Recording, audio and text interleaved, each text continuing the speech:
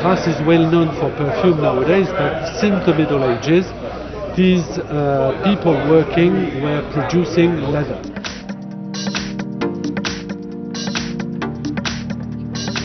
So here you can see the laboratory, so because we receive already the pure essence.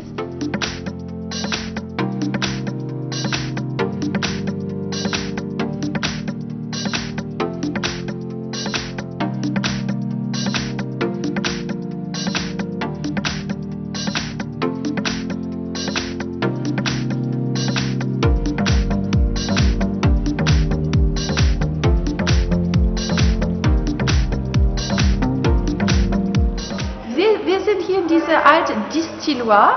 Fotos zeigen hier, wie gearbeitet wurde bis 1960, aber das Gebäude selber steht hier seit 1782. Immer wurde hier was mit Düfte kreiert, fabriziert. Sie sehen hier die Mappe, die zeigt ungefähr, natürlich in grobe Menge, die verschiedene Möglichkeit von Düfte oder Pflanzen, wo die Düfte erstmal extrahiert werden müssen und dann die Parfums daraus zu. Und immer in kaltem Zustand muss man diese Blume behandeln, um Essenz zu gewinnen. Was Sie hier auch erkennen, ist die Methode, die sehr, sehr, sehr lang als einzige Möglichkeit gab, Fett als Unterlage hier, tierisches Fett, Schwein- und Rinderfett meistens gemischt, und hier auf diese Glasplatte verteilt, dünn, ganz dünne Schicht. Die Blumen, die Sie hier sehen, sind Jasminsblüten. Diese Jasminsblüten per Hand gepflückt, das bleibt immer noch heute. Im Durchschnitt eine Tonne Blume ergeben 1 Liter Essenz, also enorme große Menge. Die Blumen wurde hier per Hand auf diese Schicht Fett für 24 Stunden draufgelegt. Jeden Tag, 4 Wochen lang, musste man dann die Blume austauschen. Das brauchte diese Zeit, überhaupt diese ganze Essenz, die Moleküle im Fett zu übertragen und dann zu behalten.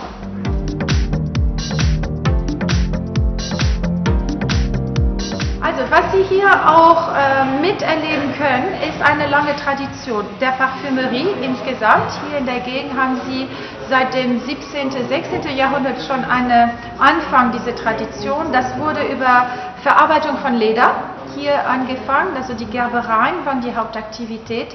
Nach und nach haben Sie die Parfum, also die Essenz, die Sie gewonnen haben, um Parfum daraus zu machen, haben Sie benutzt, um die Leder besser riechen zu lassen.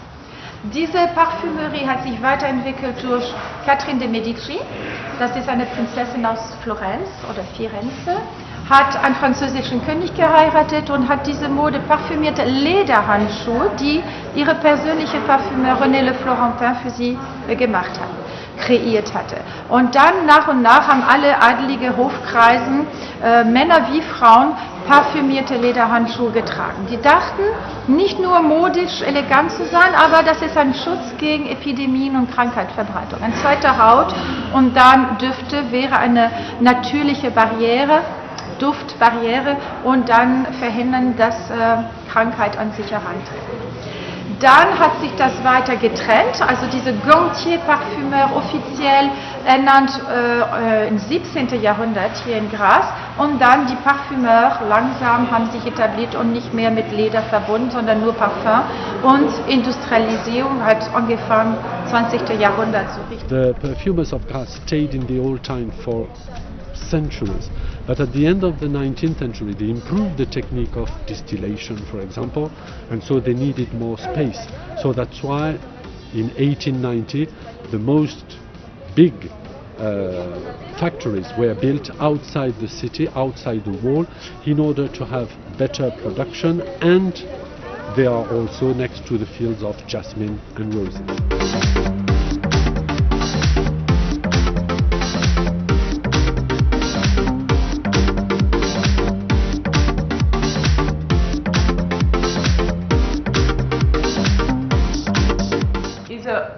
The factory, the fragrance, the perfumery in the region is the most recent and popular. It's the oldest perfumery since 1926. Okay, and we have the same family since 1926.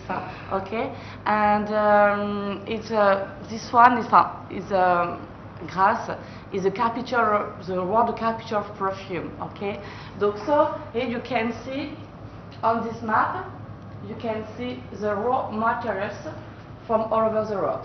So here you can see the laboratories, because we receive already the pure essence, and then we check, we control the quality of the essences. We can compose each composition, each base. So because we make here eau de toilette, eau de parfum, and perfume. The difference between eau de toilette, eau de parfum, and perfume, it's the concentration of the essences. Eau de toilette is very light. There is just 10% of the essences with water and alcohol. Eau de toilette stay only 2-3 hours on the skin. Eau de parfum 15%, and the perfume the best quality. There are 25% of the essences with alcohol, no water. The perfume stay all day on your skin. So here we make, in this laboratory, we make eau de toilette, eau de parfum, and perfume, and we use between 50 essences and 250 essences for each perfume. Yes, with a lot of raw materials. It's very important.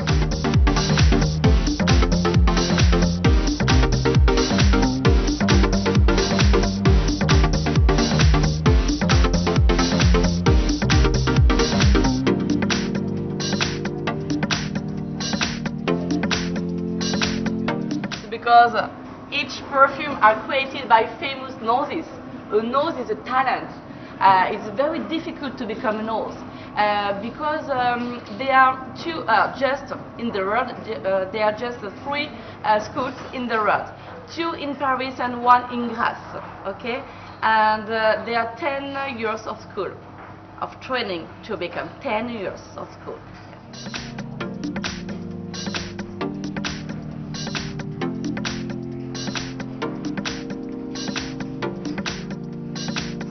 Here you can see the conditioning, the packaging.